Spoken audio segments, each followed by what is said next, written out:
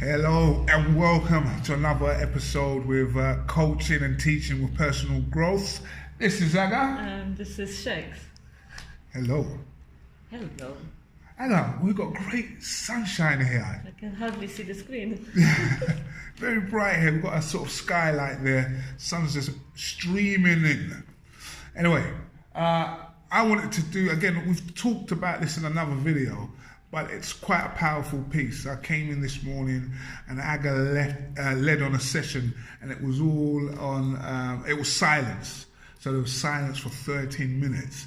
And I wanted to ask Aga, one, why you did it, and two, what benefits you think that has for the students? Yeah, I will answer it and by demonstrating first. We have the background music which I'm playing now. Shakes, let's just have 7 seconds silence. Close your eyes. Okay. Start now. And you can join us if you're watching.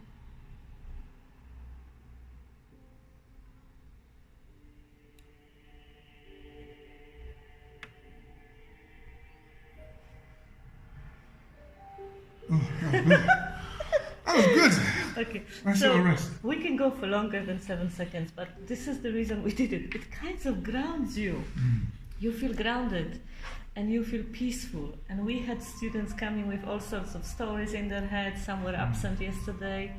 Some joined us unfortunately late.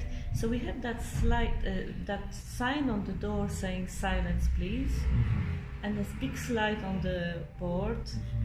So there was no talking, and they just sat, and we noticed that they were very peaceful, like we were now. And we give them many activities that were just props on the board, and we watched them doing it.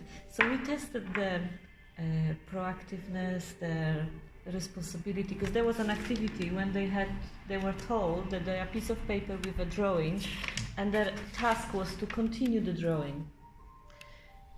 And that's all we said. So they had to use their initiative to actually find a space, whether to use their laptop to draw or go away and use the tables. And we saw some hesitation there. Yes. Because although they are adult learners, they still rely on us too much. They want instructions, verification, reassurance, and we didn't give them nothing but the smile and the pointing to the whiteboard saying showing instructions are there. And so they were grounded. They were peaceful, and we also treated them to... Do you remember what it was? Yes, affirmation cards. Yeah. So we will draw one for people that are watching this. Okay? I'll just ask Shakes to choose one card for you. I was thinking of a magic trick, right? Where we would throw the card at the camera, and then the only one would remain. But you will knock the camera down. But if you want, you can throw them up the air if you don't want traditional way. There you go. Okay. So that's for you, lovely This is for you guys. Can you see it? It's probably back to front. Yes. So I'm going to read it for you. It says, "There is no blame. I release the need to blame anyone, including myself. We are all doing the best we can with the understanding, knowledge and awareness we have." That's a powerful statement. These are great power thought cards from Louise Hay. Yeah. So this is for you. We use them quite a lot, but we don't use it at the beginning of the course. We use it towards the middle and when in more advanced, when the students have bonded and they feel more relaxed, because this is quite personal. Yes. So that's why we did the silence. And you know, I was going to say for the silence, Yeah. because we did some exercise, some nice yoga exercise. Yeah, I did some stretching. If Irida is listening to it, Irida, it was things that you showed us. So, yeah, namaste. You know what I'm going to suggest? That's how you do namaste. That's how you do namaste. Sorry. It's martial arts. We're watching martial arts TV series. Yeah, we did some stretches. Did you like it? I did, but you know what I was going to suggest? Because it says silence, you were saying, okay, up, down, and down. And I was thinking... next time, I want complete silence, young lady.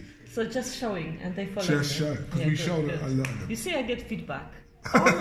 Live, when we're recording without rehearsing, he gives me that feedback. I thought I'll save it. Thank you. I'll save it. And she handled it well.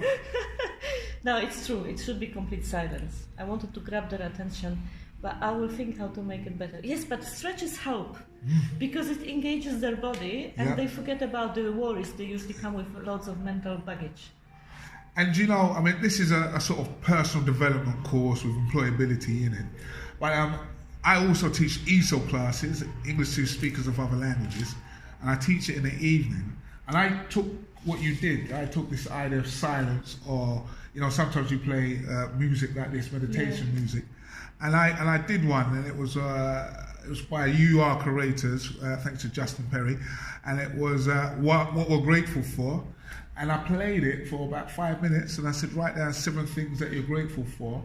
And what I said to them, this is to distinguish the break from what happened in the day to the evening. So now we're ready to learn. And I felt, you know, everyone was in a nice sort of positive mind state. Yeah. So thank you, Aga, for the tip. You're welcome.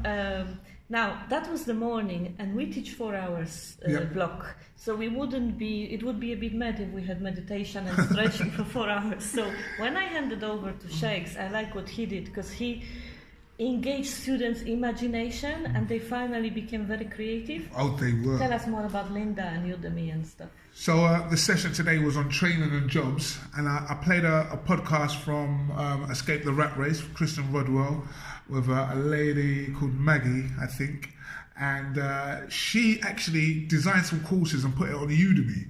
So now we have a lot of online platforms like Udemy, Coursera, and then lynda.com.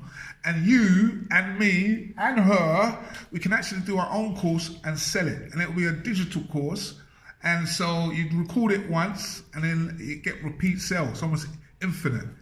So I showed them that, and they read it, and then they did their own research. I said, would you do any courses on here?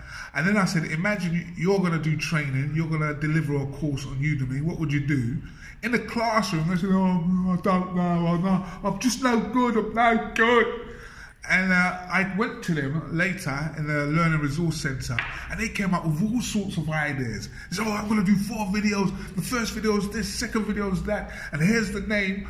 And I was so proud that they were able to do that, and that they really used their imagination. Yeah, we've seen them really with an open mind. But this is our week 7, so we spent quite a lot of time with them working on this, so they let go of their usual limiting beliefs. Good. Now, to wrap up, I'll give a quick summary, Aga. Yeah, thanks Grażyna for the suggestions. If my colleague Grażyna is listening to us. Okay, so I would say teachers, trainers out there, use holistic way of training. It really works. Don't be afraid of using silence, mindfulness, short meditation, and physical stretches from yoga. Okay, and I'd say also looking at different ways how we can earn money, different income streams. So let's get, you know, because we've got these students that are long-term unemployed, but they were able to come up with a course or come up with a way to make additional income. If they can come up with a course, you can. I tell you what, for homework, actually just type down in the comments below, what course would you deliver on Udemy or Lynda? Okay, that's goodbye from Aga. And goodbye from Shakes. And we'll see you in the next video. Bye. Bye-bye.